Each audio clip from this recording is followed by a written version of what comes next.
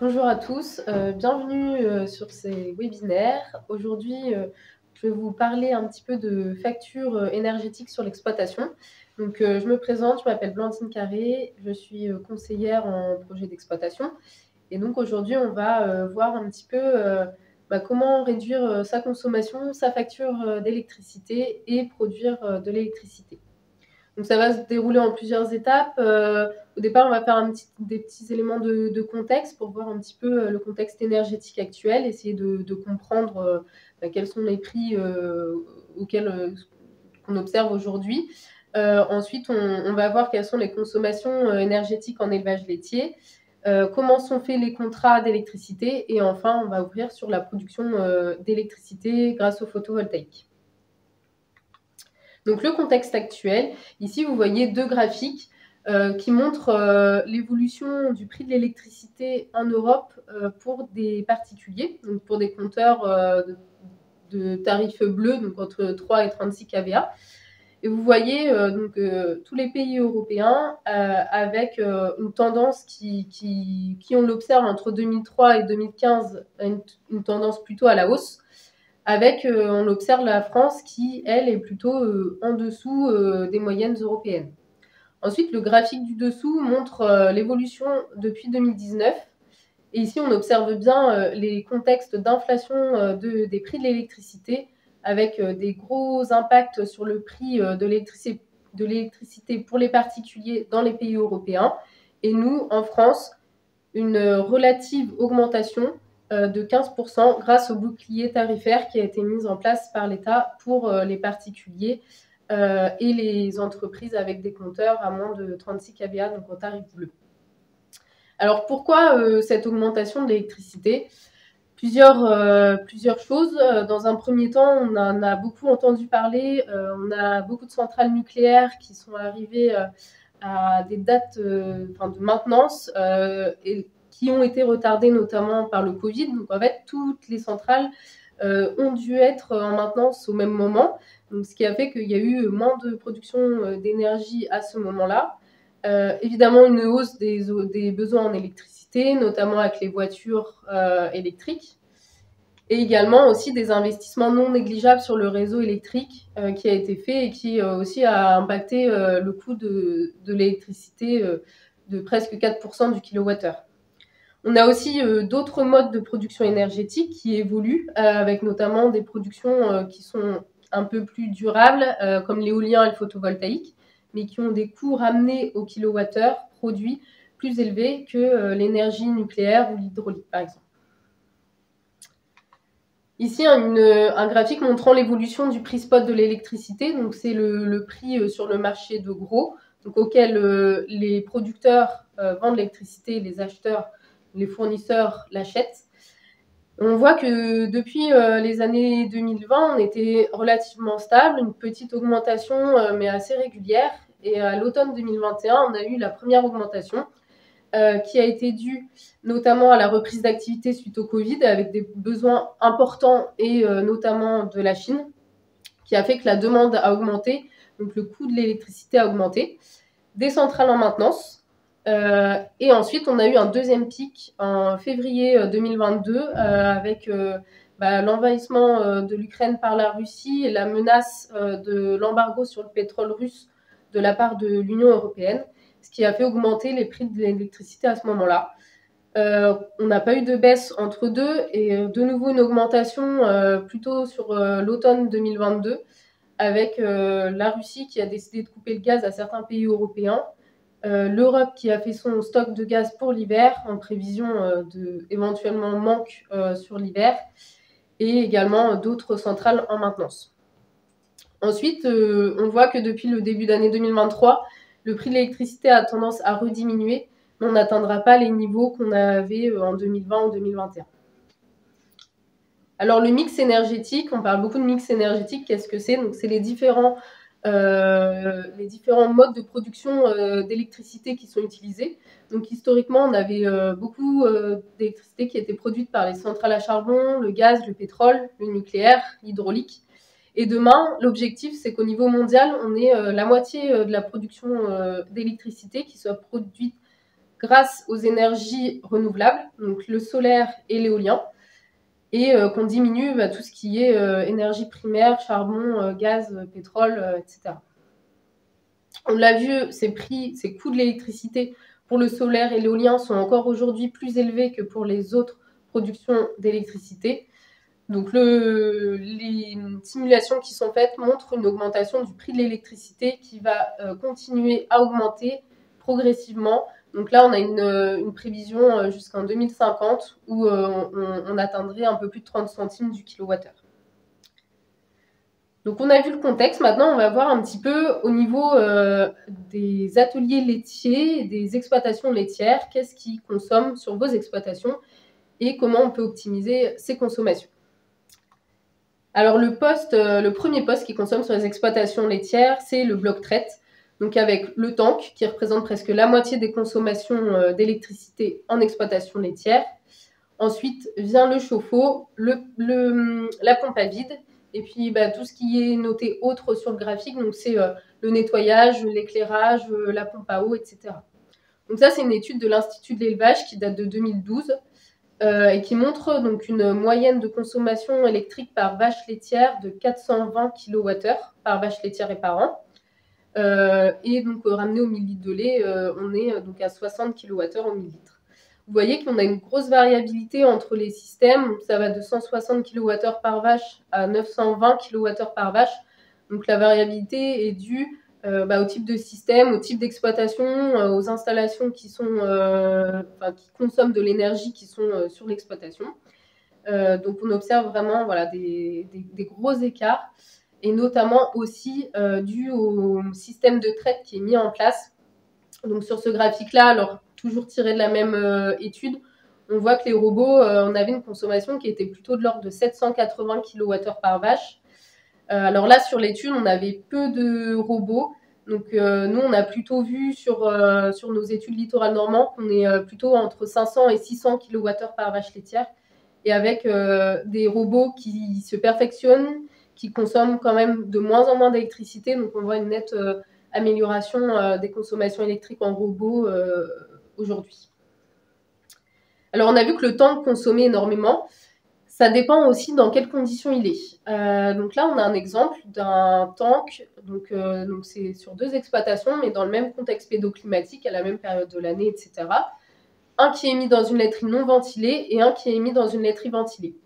Une laiterie ventilée, ça veut dire quoi? Ça veut dire qu'on a des entrées d'air et des sorties d'air, donc un flux d'air qui va permettre d'évacuer tout l'air ambiant qui s'est réchauffé par le tank. Et on l'observe très bien avec, sur le graphique, vous voyez en rouge les températures dans la laiterie. Donc dans la laiterie non ventilée, on voit que les températures augmentent fortement avec la mise en route du tank. Donc on atteint presque 30 degrés en sortie de traite du matin, alors que dans la laiterie ventilée, la température suit plutôt la température extérieure. Donc le tank va consommer beaucoup moins dans une laiterie ventilée que dans une laiterie non ventilée, parce que l'environnement autour va être plus frais, donc il va avoir moins de mal à refroidir le lait intérieur. Donc une fois qu'on a vu un petit peu là les références, on peut voir aussi, vous, quelle est votre consommation sur votre exploitation. Et grâce au compteur Linky, on peut avoir ce relevé de consommation à la journée, en fait, quotidienne, avec, on peut faire même des focus sur plusieurs mois de l'année, sur plusieurs années, voir l'évolution, etc. Donc là, je vais vous montrer 2 exemples. Un exemple d'un profil de consommation avec des robots de traite. Donc là, vous voyez qu'on a un seuil de consommation électrique qui n'est pas nul, hein, on est à 6 kW par heure. Et avec, on observe quand même ces pics le matin et le soir. Donc là, c'est plutôt dû aux pratiques de l'éleveur qui arrive le matin sur l'exploitation, qui met en route le nettoyage, les racleurs peut-être, qui poussent certaines vaches au robot, etc. Donc on observe quand même ces pics d'augmentation de consommation d'électricité à ces périodes-là. Et si on compare à un système en salle de traite, où là, du coup, on n'a vraiment que la salle de traite et un fourrage qui consomme de l'électricité, on observe qu'en dehors des heures de traite, en fait, on a une consommation d'électricité qui est presque nulle. Mais par contre, avec des pics de consommation au moment de la traite qui sont très importants. Et on voit derrière le pic de la traite, la consommation du tank aussi derrière qui continue. Donc ça permet de voir votre profil de consommation, votre consommation maximale, donc pour ajuster aussi vos compteurs électriques à vos besoins, et de voir aussi en cas d'autoconsommation, par exemple de production d'énergie et d'autoconsommation, d'ajuster au mieux votre consommation avec votre profil de production. Donc on a vu que c'était le bloc traite qui consommait le plus d'énergie. Alors comment optimiser ces consommations-là? Tout d'abord en installant un pré-refroidisseur. Ça va permettre de diminuer de presque 50% les consommations électriques du tank à lait, et qui va permettre aussi une production d'eau chaude qui pourra vous servir pour l'abreuvement des animaux, pour le nettoyage des quais de salle de traite, etc. On peut installer un récupérateur de chaleur sur le tank à lait. Donc là, ça va permettre de réchauffer, de servir de la chaleur produite par les groupes froids pour réchauffer de l'eau qui pourra être stockée dans le chauffe-eau. Donc on diminue la consommation du chauffe-eau. On peut mettre en place une pompe à vide à débit variable. Donc là, ça va plutôt être sur des exploitations. On a des temps de traite qui sont assez longs ou sur des systèmes en robot. Et on a aussi également les chauffe-eau solaires. Donc là, on va venir chauffer de l'eau grâce à la chaleur du soleil et ensuite stocker de l'eau chaude. Alors, si on fait ensuite les charges énergétiques, si on globalise les consommations de fuel et d'électricité, qu'on met tout en équivalent kilowattheure, on a donc ici les consommations énergétiques consolidées en élevage laitier. On voit que le premier poste consommateur d'énergie, c'est le poste alimentation, avec presque 30% des consommations.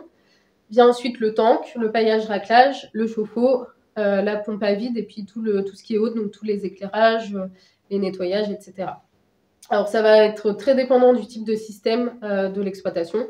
Plus on a des animaux en bâtiment qui consomment des fourrages conservés, plus on va avoir des consommations énergétiques élevées, notamment sur les postes alimentation, raclage, paillage, etc.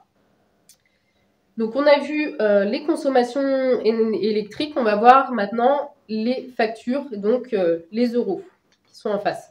Donc les contrats d'électricité, comment sont-ils faits? Qui est le moins cher? Alors les contrats d'électricité, en fait, on a vu tout à l'heure l'évolution du prix spot de l'électricité, et on a vu aussi que l'hiver, ce prix de l'électricité spot augmentait. Alors en fait, c'est parce que les besoins électriques augmentent en hiver, hein. Vous savez, on chauffe la maison quand il commence à faire froid.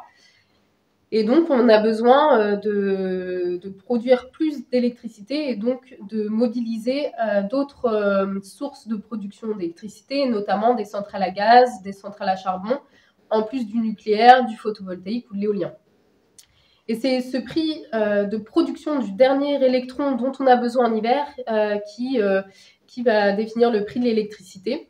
Donc celui-ci est plus important l'hiver que l'été et plus important la journée que la nuit quand les besoins sont plus importants.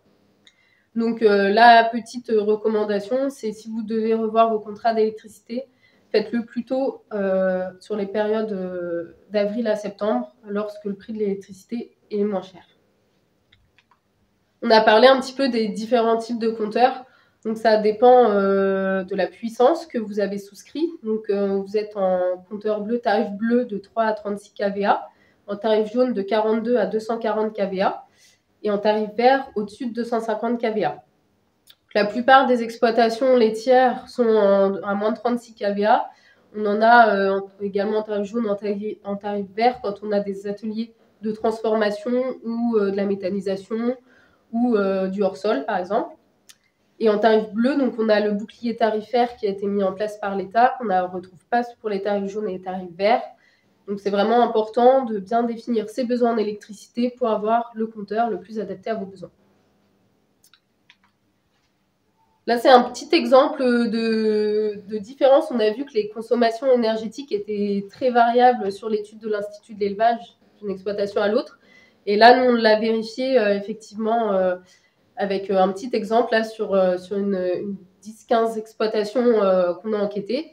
On voit des tarifs de l'électricité qui sont très variables selon les contrats et les fournisseurs, donc de 10 centimes à presque 30 centimes du kilowattheure. Et encore, on a vu des tarifs plus élevés que ça. Et des consommations moyennes par vache, pareil, qui vont du simple au triple entre exploitations, dû notamment au type de système, si on a des ateliers hors sol, si on a des robots de traite, si on a la consommation aussi de la maison là, qui est sur le même compteur, etc. Donc on a des grosses variabilités entre exploitations. Donc voilà, des optimisations possibles à faire aussi pour un même système. Donc on a vu les optimisations de consommation électrique, les tarifs d'électricité avec les contrats, et maintenant on va ouvrir sur la production d'énergie photovoltaïque. Alors le photovoltaïque, comment ça fonctionne? Donc c'est des panneaux donc, qui sont faits en matériaux donc, semi-conducteurs, donc c'est principalement du silicium, qui peut être monocristallin ou polycristallin. Et entre ces couches de matériaux, on va avoir des électrons qui vont venir s'exciter au contact des photons émis par la lumière. Cette excitation va créer des charges positives, négatives, etc., qui va créer du courant continu en sortie des panneaux, qui, une fois passés par les onduleurs, sont transformés en courant alternatif, qui peut donc ensuite soit être réinjecté sur le réseau, soit être directement consommé sur votre exploitation. Alors comment donc, une fois qu'on a installé les panneaux, en fait, on a une puissance en kilowatts-crête, donc c'est la puissance d'un panneau dans les conditions optimales de production. Et après, selon où on se situe géographiquement, l'orientation et l'inclinaison, notre panneau va produire plus ou moins de kilowattheures par an. Donc là, c'est un exemple de positionnement, donc inclinaison, orientation optimale. Donc l'optimal, c'est une position sud avec une pente à 30 degrés. Donc c'est une pente qu'on observe à peu près dans les exploitations laitières, parce qu'on est souvent entre 25 et 27 degrés de pente. Et après, on voit que si on est en sud-est ou exposition sud-ouest, on va perdre un petit peu de rentabilité, mais c'est ça peut être quand même très rentable. Donc en fait, il ne faut pas se focaliser sur une exposition plein sud. Il y a d'autres possibilités qui peuvent exister. Et une fois qu'on a tout ça, on peut renseigner donc, ces éléments-là et ça va nous donner la production moyenne théorique d'électricité de votre installation. Donc là, c'est un exemple d'installation de 100 kW-crête en Seine-et-Marne. Et on voit donc la production électrique qui est plus faible l'hiver, qui augmente l'été avec des pics entre mai et août, donc qui suit l'ensoleillement, tout simplement. Et il faut savoir que les panneaux solaires n'aiment pas la chaleur, donc au-dessus de 25 degrés, on perd en productivité. Et sur une journée, donc là c'est un exemple d'une journée en juin, on a donc une production qui commence un petit peu avant 7 heures le matin, un pic le midi et début d'après-midi, et puis qui diminue ensuite avec le coucher du soleil, et avec une alternance de production due au passage nuageux. Alors une fois qu'on a vu la production possible, quel coût cela a. Donc sur les études qu'on a fait, on a observé des coûts entre à peu près 1200 et 1900 euros du kilowatt-crête, tout compris. Panneaux, onduleurs, maintenance, assurance, tout ce qui est emprunt avec les taux d'intérêt. Donc c'est souvent des emprunts qu'on fait sur 12 ans, donc avec des taux aujourd'hui qui ont quand même beaucoup augmenté. Et là, on a un exemple du coup de panneaux qui ont été installés avec en vente totale, donc un peu moins de 500 mètres carrés de panneaux. Et on voit qu'on essaie en fait, l'objectif c'est d'être à l'équilibre sur les premières années de remboursement de l'emprunt, donc sur les 12 premières années, de ne pas venir creuser la trésorerie. Et après, vous avez que du bénéfice avec juste l'assurance et la maintenance en charge annuelle. Donc là, voilà un exemple avec un investissement à 137 000 euros. Alors, les différents modes de valorisation qui sont possibles, savoir en fonction de votre exploitation et de vos désirs, tout simplement. Sur la vente totale, vous avez donc des contrats de rachat d'électricité qui sont faits sur 20 ans avec EDF obligation d'achat. L'agriculteur, vous devez payer une partie du raccordement au réseau, parce que votre électricité produite va être réinjectée sur le réseau public. Le dimensionnement, là, ça va vraiment dépendre des surfaces que vous avez disponibles et puis que ce soit cohérent aussi avec l'investissement de raccordement, parce que le coût de raccordement est dépendant de la puissance installée aussi, mais on a des frais fixes, donc voilà, il y a un juste milieu à trouver. Et l'objectif, là, c'est de venir diversifier son revenu. Ensuite, en autoconsommation, on a 2 cas possibles, soit de l'autoconsommation totale, donc là c'est plutôt on le retrouve plutôt sur les particuliers ou ce qu'on avait aussi avec les trackers jusqu'à il y a peu, où on ne pouvait pas revendre le surplus. Et là, c'est vraiment l'objectif de venir faire des économies sur sa facture d'électricité en essayant d'autoconsommer le maximum de ce qu'on produit. Donc là, on va devoir faire une étude de dimensionnement pour installer juste le minimum pour autoconsommer ce que vous produisez, parce que tout le surplus est réinjecté gratuitement sur le réseau.